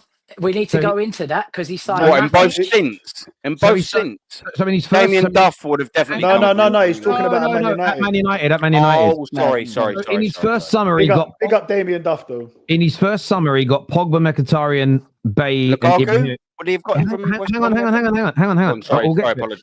So in the first summer, he signed 4 players, none from the Premier League. In the second summer, he got Lukaku from Everton, he got Matic from Chelsea, and then of course, and again, this is a massive flop. Then we got Sanchez from Arsenal. That was it. So no, hold on. If we go through this list, he's got Lukaku, Matic, Pogba, and Sanchez, all previously played in the Premier League. Pogba never played in the Premier League. One game. Come on. Listen. We're talking official stuff here. Pogba's played in the Premier League. No, we're not being pedantic. He was not a proven Premier League player. Well, anyway, 3 it is then, okay? But I'd say it's 3.5. But Come on. But even then, you're only talking about half a player difference. So this is my point to you. I think the idea that all of our transfers windows were bad. We never bought enough established top quality Premier League players. I agree. But what I will say before you move on that, who was the player that he wanted before he got sacked, that he was going mad about? We've got him now. Exactly another proven player. So he was on the path of what needed to be done, right? So he wanted the guy that we've all moaned about for 5 years. It was a flop. Great advert. No. Yeah, I know. But listen, Maguire's been pretty good the last 6 months, Terry. You got to give him some ratings. You know, we've actually missed him. We've actually missed him in games. Last night, he probably would have got us an equaliser. I've got a question for David and Terry before we move on. What's red and lights getting destroyed by 10 men? Oh, for goodness sakes. I saw this. I saw this, yeah. Man United, but it's got some picture of some bird. Yeah. And Staffy also says here as well that LVG also wanted Mane as an example, another Prem players. So listen, I get all of our managers have not been good enough and they deserve the criticism. But for me, it's always the people above that have been a bigger problem than everybody we've appointed. Bad transfer strategy, changing directions, bad appointments of managers as well. Awful. Moving on from that, obviously, it was a really big and important weekend for Arsenal, gentlemen. And you move clear of the pack again. There is still Chelsea hanging around. How are you feeling about it, Aaron? Because there was a bit of pressure going into the game after dropping points to Sunderland, but you absolutely smashed Tottenham to pieces. You capitalised on City and Liverpool dropping more points, and maybe even more impressively, 2 or 3 of your main players out, your captain out, your best centre-back out, and you were still flawless. You must have been blown away by the weekend in itself. Yeah, I left the stadium in that mood, man. So I said this on my thing on Friday, right?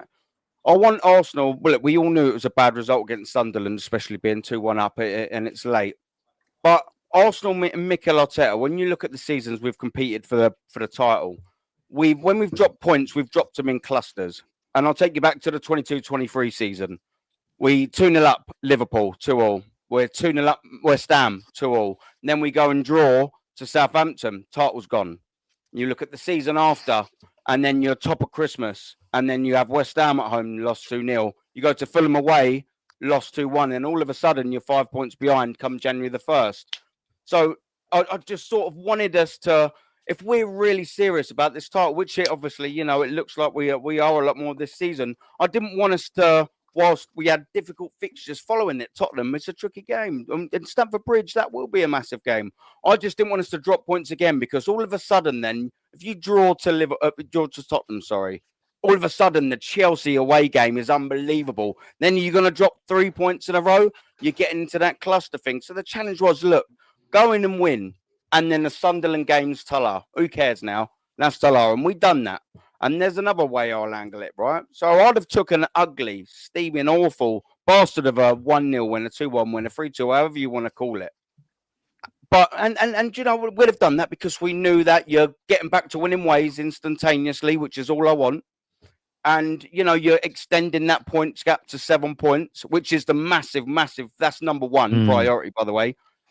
But if you win in style, and put Tottenham to the sword, and we've owed them a good old humbling. If you put them to the sword, all of a sudden, a couple of things happen. One, you still get the 3 points, nothing changes.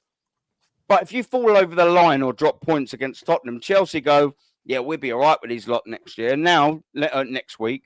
Now, all of a sudden, Chelsea go, yeah, fuck, they looked quite good, didn't they, last weekend? Shit, maybe, you know, and that's what I want us to do. I want us to start putting the shitters into other teams. And we've done that against Tottenham. You know, it goes out the window form in these games. And we turned up from the first minute. I always say, I know how Arsenal are going to play after about 5 or 10 minutes. If we start crap, we usually drag it on out. We start with Vincent, and we almost could have scored after 2 minutes. And I sat there in my seat at the Emirates and thought, yeah, boom, we're up for it today. We're up for it today. And I'll tell you one thing. Tottenham were lucky that's all they got. Because the way they set up for that game, do you know what? For the Tottenham fans, I actually feel sorry for them because their club and their players let them down massively. I'm 36 years old. I've watched plenty of North London derbies. I have never seen a team so gutless, so cowardly, so pathetic, so devoid of any intent going that way whatsoever than Spurs were. They were pathetic. It actually made me feel stupid that I was a little bit, you know, get them silly little gut feelings like, oh, please don't we win? I've got loads of Tottenham mates. I'm like, wow, that's probably one of the worst teams I've ever seen arrive at the Emirates Stadium. It was embarrassing. All right, they got that goal, which was gifted by Zubimendi. It was frustrating. But, I mean, that game was a minimum of a 5-0, and it probably would have been if you hadn't have had that go in and, you know, you had that awkward 15 minutes of stale football, didn't you, after that? And then Eze gets his hat-trick, and then, you know, the stadium's rocking again. But that's what it was all about. And I think them little messages send signals, and that's what I wanted. We all would take 3 points. 38 stinky, awful wins you the Premier League. I'll take it all day long. We don't live in that world. But we do now, knowing that, live in that world where Chelsea are going to go, shit, man, I really wish they didn't look that good. And it gives me a little bit more chest going into that game on, you know, next week. And we've got our 7-point buffer. It's tick, tick, tick, tick, win. There's only one little complaint. It's substitutions came a little bit late. Or, you know, I wish they'd have came a little bit earlier. I wish some players were rested a little bit more. Nwaneri coming on in the 92nd minute. Could have been a bit quicker. But look, other than that, yes, it was a fantastic weekend, wasn't it? And how much credit, when you look at the one thing that stood out to me was Odegaard still missing, Gyökeres still missing, Gabriel out the team. How much credit do you give Arteta and Berta for being able to obviously buy the right players to make the squad stronger, but then coaching the team, managing the team where you almost look no different with those players out? Because in recent years, when you've had a few injuries, the drop off in Arsenal has been massive. So, like, your manager has done how good a job do you think he's done to improve that? I definitely reckon you know, and I'll credit Arteta alongside with this, but you definitely have to now put props on Berta as well. And I will actually call myself out here. I early on in the transfer window, I dug him out a little bit because nothing was happening, and I was just wondering why. But obviously, all in the end, it sort of came together. So I'll call myself out. I'm happy to do that. You know, it is what it is. You can do it to someone else. You can do it to yourself. Facts. But you know. You look at the summer before, and it was Calafiori and Mikel Merino. In hindsight, and you didn't even need hindsight, that was a bloody poor window for finishing. They were taking Man City to the last day, and that's all you signed. That was disappointing. Berta comes in, and all of a sudden, you're getting your Gyökereses. You're getting. I'm not saying it's all Berta. Obviously, it's it's a duo, yeah. But you're getting the Eze's in. Oh, by the way, welcome to Arsenal, Eze. Welcome to Arsenal, because that's the performance we've been wanting. He's been so-so, isn't he, Eze? He just has. He's been so-so. And then he goes lobbing that out the North London derby. I was like, go on, you boy. Come on. See, us three, like, they've got these two gooners and I'm on loan. What's wrong with you, David? I just can't. I just really struggle with it. I absolutely hate Arsenal. Listen, David, I quite like it. Don't worry about it. Do you know what? I won't use that joke, but I was very happy that Man United lost yesterday. I won't go that far. No, but I won't go that, John. You know, I'm being good. I'm learning. Calm down. I find it tough. You know, I've grown up with fans like Positive Dan, and I just absolutely You poor hate fucker. fans. Exactly. I absolutely hate Arsenal fans like Positive Dan. They just get into my skin, into my bloodstream. And I just knew the smile and I knew the energy he would have after that game. And I mean, it's unbelievable. They look inevitable. And if they go and sweep Chelsea aside the same way, I mean, what can you say? And I made a whole video on it, crying. You know, I'd rather. Got This the is going to sound Kleenex in that. crazy. Sponsored by Kleenex. Yeah, I'd rather Chelsea win the league. I think I'd eat just because I'm from London, and yes, the jokes. London boy supports Man United. Yes, we've heard it all before. I've born, and I drive past the Emirates 3 times a week. You wouldn't just cannot. Sorry, you wouldn't prefer Liverpool or City to win it over Arsenal, would you? Yes, he would. I wouldn't prefer Liverpool right now because it would be their 21st. But I think I'd prefer City over. I can't stand Arsenal, man. Look at his face. I like you, Kevin. Dave. I'm going to Look at pretend I his didn't hear face. what you said for the last minute. Yeah, look at it. Look at his face. I mean, I just cannot take it. I can't take what he thinks his club is, despite not winning anything yet. He thinks they're the greatest thing that's ever existed. it goes up my spine listening to him. I tell you, I struggle, mate. Well, knows you're going it to listen too, to me now. You're going to listen to me now because that's 18 games we played this season, 15 wins, 2 draws, 1 loss. If we carry on like that, this team will go on to win multiple trophies. And this team could go on to become one of the greatest Arsenal teams of all time. But the first one we need to do is get that Carabao Cup in the bag. I've said it before. Win that Carabao Cup and people will be talking about, can they do it? If we then go through in the knockout stages of the Champions League, if we're still 6 points clear come February and we're in a Carabao Cup final, that's when the real pressure is going to come. When can Arsenal do it? Can we win 1, 2, 3, dare I say 4 trophies? But right now, touching on that game against Spurs, right? And the previous game against Sunderland, right? A team that only can score from set pieces and only relies on set pieces. That's 6 goals we've scored in the last 2 games, not 1 set piece. And I don't mind the set pieces, right? 24 goals scored in the Premier League. Only Manchester City have equaled that. So a team that's supposedly defensive has got the most goals in the Premier League. I've been saying it from the start that there's something special happening. I've watched it. You spoke about Arteta and comparing Amorim to Arteta. Right? You got to pull him up on that, Terry. You got to pull him up on that. Amorim? Please. Amorim. What is that? A star sign? Is that a star sign? What is it, Amorim? Ruben Amorim. Do it, Dave. Do it in the Portuguese way for us. What? Yeah. Ruben Amorim. You were comparing him and saying you don't want to wait for an Arteta, right? That's what you said, yeah? You didn't want to wait. Arteta won a trophy in his first 6 months, by the way, which obviously brought him fame. True. And he never finished 15th, right? He never finished 15th.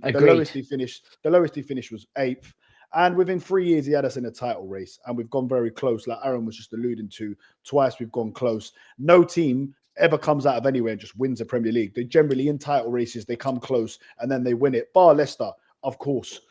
And look, right now, it's what a time to be an Arsenal fan. Like you hate Arsenal, I hate Manchester United. Yeah. Watching you lot get a little bit excited and watch people like you, Dave, out of nowhere. Yeah. People say I'm positive. I'm positive because I'm about to see my team do something special. If we were where United were, believe me, I'd be worse than Aaron. You know, my whole thing is when you're doing so well, it's the time to embrace it. And see, Dave, sorry. Dan, just quick, can I jump in? Let me finish. He wants to dig me out. He wants to get me back. No, because Dave makes videos, right? Fuming, going mad. They win a couple of games, then he's talking about the fairy tale. Could Manchester United win the league? And you call me deluded, Dan? This is a team that has only 2 seasons ago finished 2 points off the top. I'm allowed to think my team can win the Premier League. You're not allowed to think your team can win the Premier League because they won 3 games in a row. So David becomes deluded David very quickly, and then he goes back into what he truly is. Yeah, right. Yeah. And listen, Spurs are in the mud. United are in the mud. The 2 teams I hate most. Then Chelsea, who are there or thereabouts. Like I said, Chelsea. I'm not worried one bit about Chelsea. The only team I'm looking at is Manchester City. That's because I've got a little bit of PTSD. What's happened in previous title races. But still, of course, I think we're going to win the Premier League. We're in a great, fantastic position. And listen, like Terry said, these players that they've bought are perfect. I wanted Hincapié to start that game because Mosquera, as good as he's been, Hincapié is the one we bought. If this happens to Gabriel, for like, aggressive, he's a winner. He's gone invincible. He's in a previous invincible. He's won a league before. So people say we don't have winners. We do have winners in our team. He's a winner. Zubimendi's, of course, a winner, although he didn't have his best game on Sunday. But to score 4 goals against Tottenham, absolutely buzzing. That's what football's all about. Going to the game, supporting your team. The crowd was absolutely electric. And I hope we do the same against Bayern Munich, because when you've got a crowd behind you like that and everyone's singing from the same hymn sheet, there's no stopping you. There's no stopping this team. Only us, only we can stop ourselves now. And look, it's what a time to be alive as an Arsenal fan. This is what the difference. Can I just jump in? Just sorry, quick one. That's the difference. That's the sort of difference between me and you here, Dan. Like there, you're saying that, and that's fine. You support Arsenal how you want, mate. Like you're saying, what a time to be alive for Arsenal now.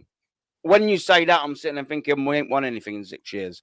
If we win the Premier League and I'm talking about this moment in time. But you're also talking this moment in time. So I'm saying, look, at this moment in time, yes, the season is all going fantastic. I never have, by the way, disagreed with that. Not once. Not once. People, like Terry said earlier, they just hear what they want to hear when I talk. But I actually have never really disagreed with a lot of that sort of side. We have been good this season in pretty much every competition. But it's still November. It's still 12 games. It's still quarterfinal of the Carabao Cup. It's still league stages of the Champions League. Like you always say about the quad, is it mathematically possible? Yes. It's also possible that we win nothing again. I'm not saying that we will or not. I'd take just the Premier League now. I would say as me as an Arsenal fan, that's me, that's my choice. I would say what time to be alive as an Arsenal fan if we won the Premier League and the Champions League. And then we built on it next season. That's when I'd be saying things like that. And I think that's the difference between you. And the subtle difference is it hasn't happened for you yet. I'd say it when it did happen for me. And that's probably one of our big differences. Do you know what I mean? I just think we've got to do something. I hear that. And I think when I look at it, it's always great to review. I love listening to the fans. It's why I like the fans doing fan content and the pros doing the pro content. I think there should be a fucking separation, especially that. Fans are different from professionals. I actually don't see you guys saying overly too much different, other than Dan is just, I'm going to enjoy every minute of this ride. Where Aaron, you're a little bit, and this is not a dig. You're a little bit like, no, you're good. Almost like I don't want to enjoy it too much because it might fall away, and then the disappointment. The Emirates on Sunday, bruv. I enjoyed every second. Yeah. Like I just, in the moment of the games. I mean, outside and in between the games. I'll take your point.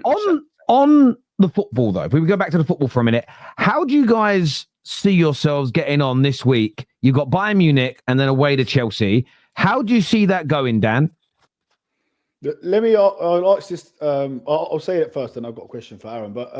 But Bayern Munich, it's a really tricky one because listen, they are the elite team this season in Europe. I think they've only dropped points in one game. And I know it's the German league, but listen, you've got to beat what's put in front of you. Harry Kane's on absolute fire. I think they've scored over 60 goals this season. They're smashing it in the Champions League. I think they're above us on goal difference in that. We're the top 2 teams in Europe right now. Listen, if we lose that game, it's not the end of the world because we all know we're going through 100%. We're going to finish in that top 8. It's almost guaranteed already. Do I want to see my team show that we've shown already? We've sent a message to the Premier League. We've sent a message to Manchester City. Can we send a message to the rest of Europe now? We've done it a little bit with Atletico Madrid, but they're not the Atletico Madrid of old. Can we go and beat Bayern Munich? The confidence we would get going into that Chelsea game. And I'll ask this question though to Aaron because I've been asking people: would you sacrifice a loss against Munich, not a damaging one, to beat Chelsea? Yes, 100%. Yeah, and I'm with you. And I'm with you as well. As much as it's a massive game against Bayern Munich, a blockbuster game, I'll be at the Emirates. I'm buzzing for it. I can't wait. That Chelsea game is where most of my eye is mainly on that Chelsea game. Yeah. And you'll agree then, Dan, as well. If you even take away the Tottenham game, before the Tottenham game, you're thinking I was sat there thinking it's all about Spurs and Chelsea. And the Bayern Munich game, because we've got 12 out of 12, we're playing FC Pirate, Carry Out, whatever they're called. You got someone else away. I mean, you've got winnable games.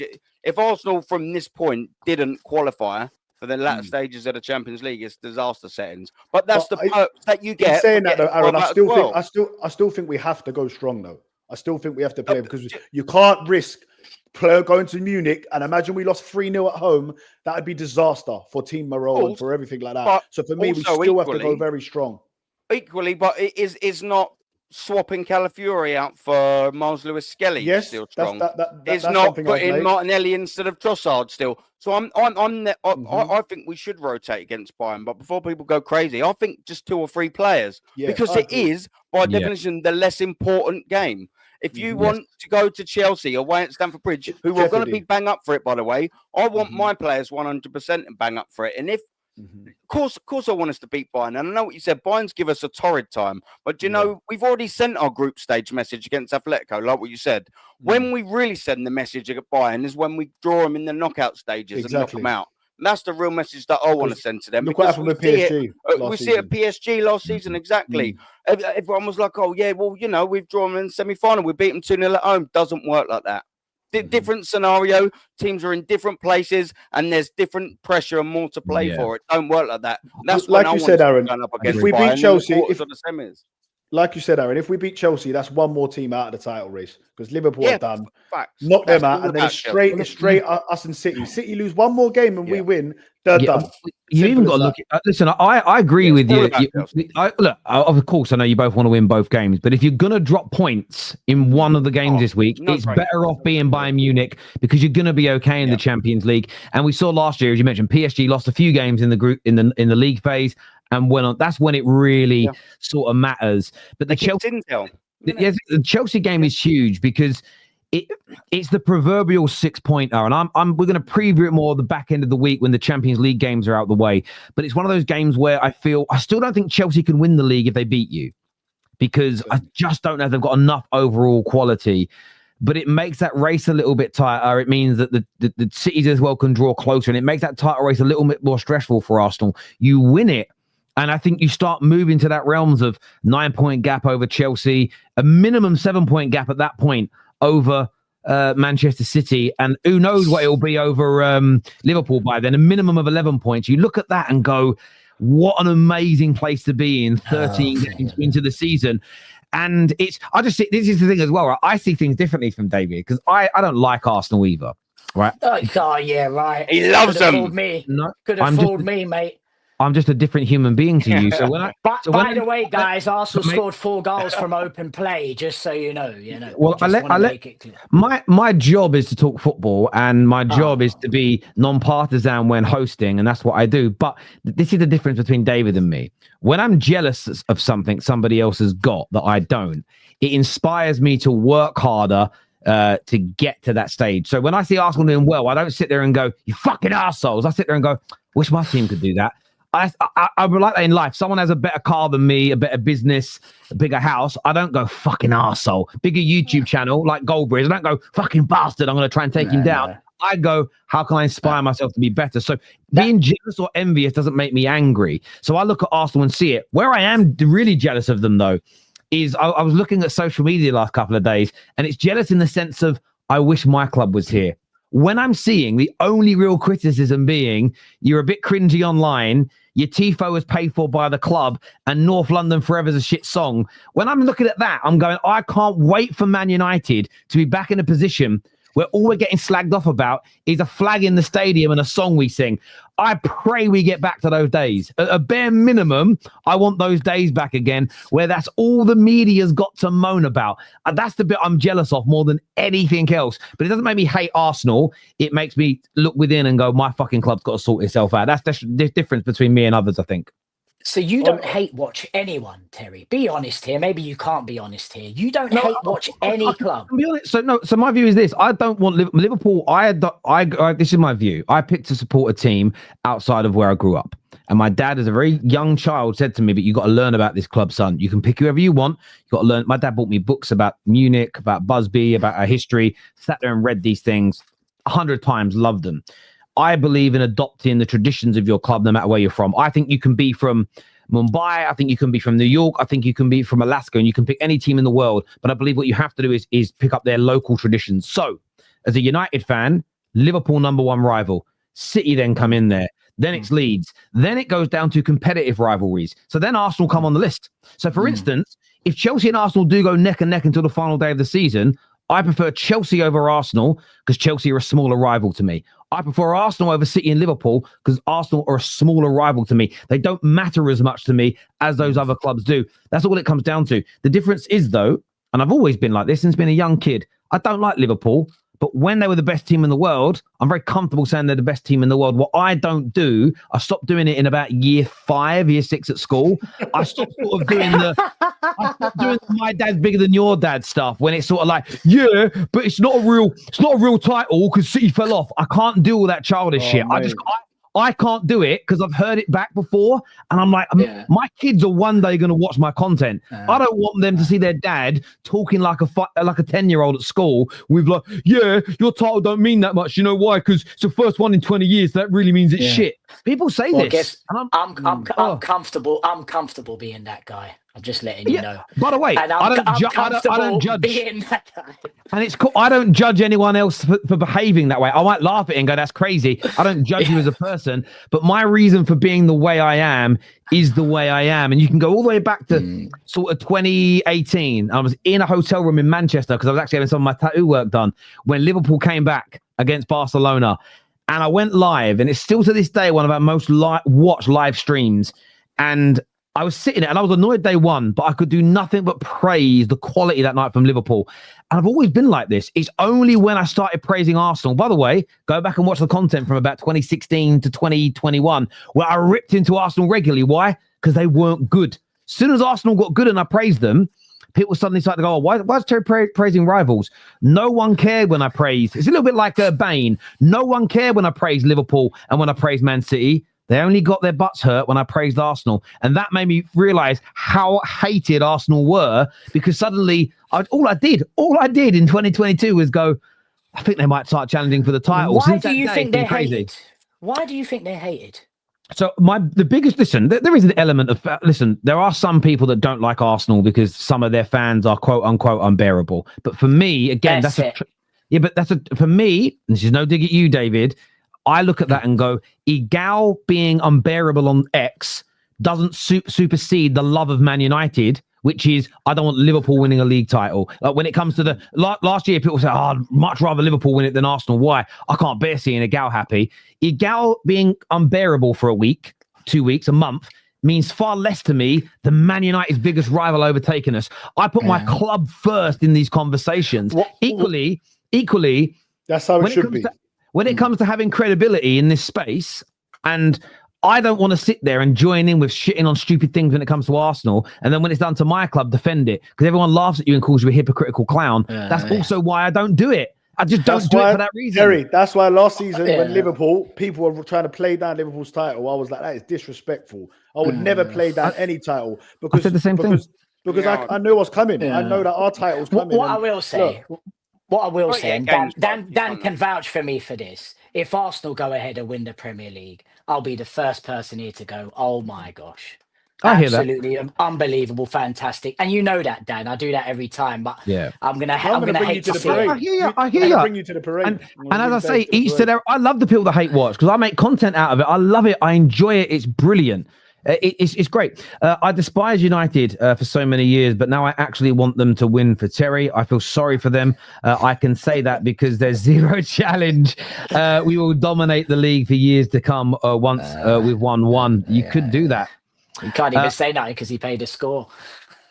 I like it. Aaron and Dan compromise. Well, it's so far so good. I was a little nervous. Do you know what I mean? The boy band's back together. Yeah, Bros. We're calling you boys Bros, by the way. Bros have got back together today. Look, I want to thank every single person who's tuned into the show today.